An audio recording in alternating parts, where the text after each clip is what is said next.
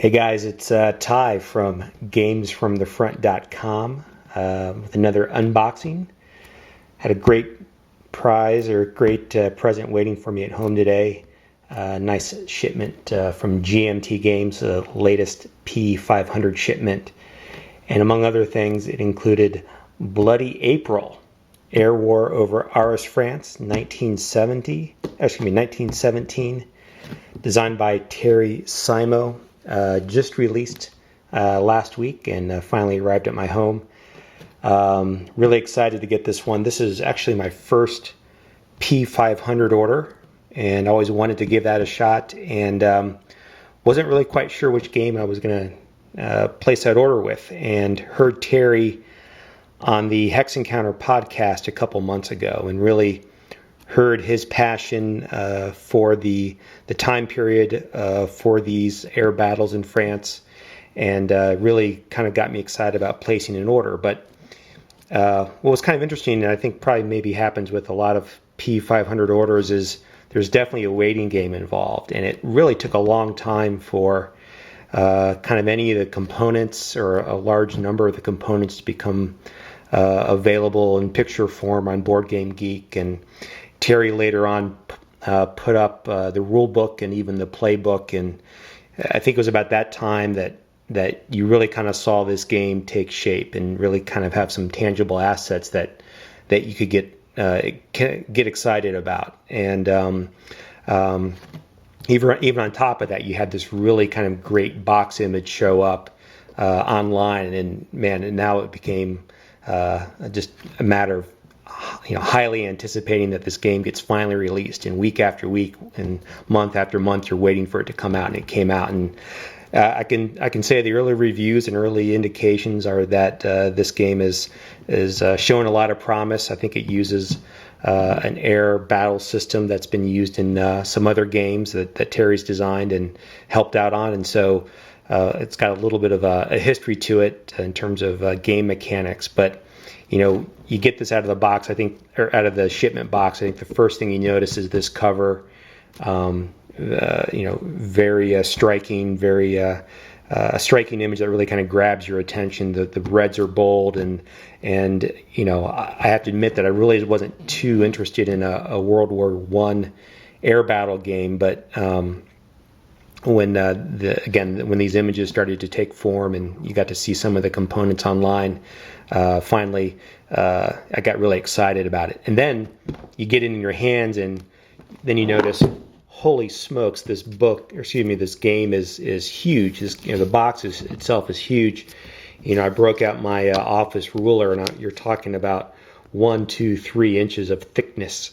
So if that's any way to measure a game, you certainly got that. Just for comparison, your Labyrinths, your Twilight Struggles, those boxes are going to be about 2 inches deep. Bloody April and for that matter, Andean Abyss, which I also got at the same time, are coming out at about 3 inches. I think this is the first time I've taken a pretty hard look at what GMT has on the back of their boxes, and the back itself is just chock full of information. And if you're kind of a detailed type person like I am, this back of the box is going to give you a lot of information, and for better or worse, probably leaves not too much left to the imagination. But you've got a really nice sized image of the game map.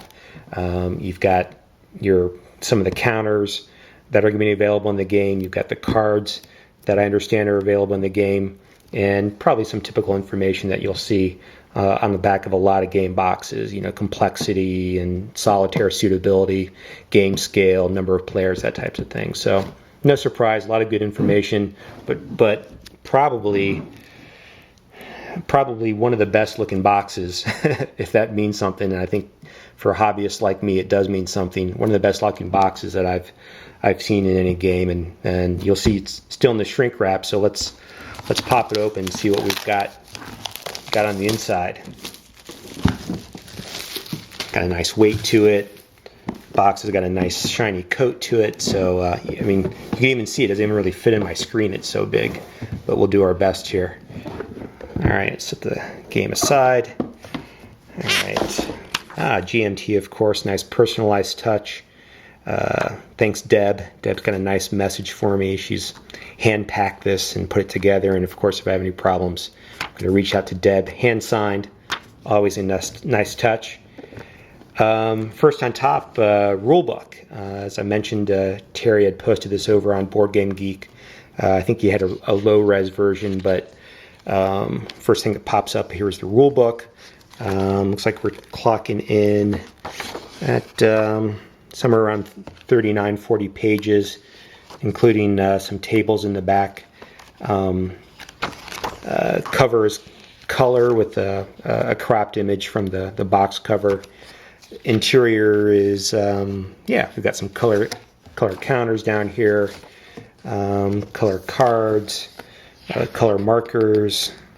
I think if I remember correctly, if you've been through the online version or the PDF version of this, you should be pretty familiar with what's on the inside here. Oh, good. I don't know if I noticed this before. There are some examples of counter placement and facing and things like that. That's going to be pretty helpful. So, 40 pages or so of goodness. Good rules. If I understand correctly or remember correctly, there are a good number of optional rules. So hopefully you can get this to the table pretty quickly. Designer notes. That's going to be helpful. World War I isn't really an era that I'm all that familiar with. So hopefully there's some information. I wonder if there's a bibliography. Yep, there you go, bibliography. So if you're going to get into the time period, here's some research items that Terry and his team used to flesh out the game. All right, rulebook looks pretty good. Looks like we've got some sort of reference sheet or reference. What is this? Reference book or reference charts. Looks like these are going to be pulled from the rule book and the rules. But rather than a single card that's double-sided like you see in most games, you can see that this is kind of trifold, double-sided color. Some nice big logos. Kind of thick cardstock with a nice gloss to it, a nice texture to it. So I'm sure that'll be helpful. Looks like we've got a couple of charts for solitaire. So as I understand it, there are some solitaire rules in the game, and it looks like these are some decision charts for helping out with the solo rules. Actually, what's kind of interesting is you've got two of these. So a solo game with two charts. I'm sure that would make sense if I learn a little bit more about the game. And some planning map for this area of northeast France, where the game takes place. Artillery coordination. So if I remember correctly, the game is set up that it's pretty much operational level. So you're going to be running different missions with your forces. Maybe doing some sighting for artillery. Maybe doing some reconnaissance. And of course, I imagine there's some dogfighting. Oh yeah, photography. So perhaps your units are taking photographs of battlefields. And so here's some rules and tables for that. Sun arcs. Sounds pretty detailed. So maybe there's some weather effects. Maybe I don't know if I'm taking that too literally, but maybe weather and sun has some sort of impact in the game. Detection. So if you're observing for the ground. These are all cardstock, partial color, quite a number of them. Random events. So if you're, imagine there are rules for, Rule 6.0, random events. So you're going to be facing some things that aren't expected. Sequence of play, very welcome as you're learning the game. Weather changing. So as I mentioned before, weather, sun, gusts, calm conditions are all going to impact play. Dogfight play aids. So there's 1, 2, 3, 4, 5 play aids that I can identify, or that I've seen so far, that of this kind of tan-colored cardstock, but good quality, nice big prints. I'm sure it'll be very helpful. Make sure you've got a lot of table space to get those all out.